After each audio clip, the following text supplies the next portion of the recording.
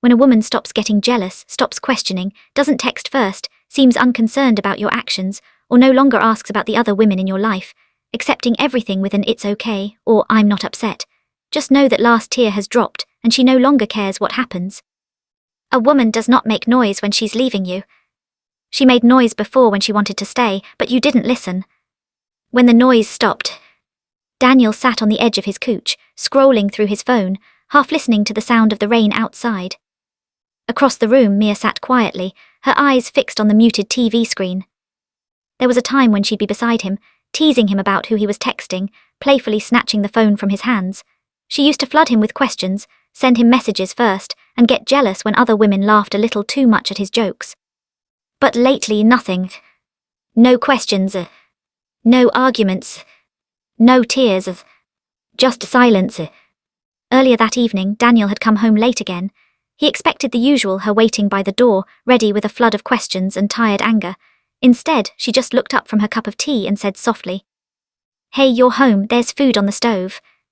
No emotion, no fight, just calm, too calm. He tried to start a conversation. "You're quiet lately," he said. "Something wrong?" She smiled faintly, that kind of smile that hides a wound long healed but scarred forever. "No, Daniel, everything's fine." But it was. He could see it in her eyes, that quiet distance that meant she had stopped hopping. For months she had tried. She had shouted, cried, begged him to listen. She asked who he was texting, why he stayed out so late, why he no longer looked at her the way he used to. And every time he dismissed it, said she was overreacting, too emotional, too clingy. So she stopped. She stopped asking, stopped checking, stopped caring. Now, when he smiled at a message that wasn't from her, she just looked away. When he forgot to call, she didn't remind him. When he made plans without her, she simply said, "It's okay." That night, as she quietly folded her clothes into a suitcase, Daniel finally understood. It wasn't anger that ended love. It was silence. He stood there, speechless. "Mia, where are you going?" he asked, voice trembling.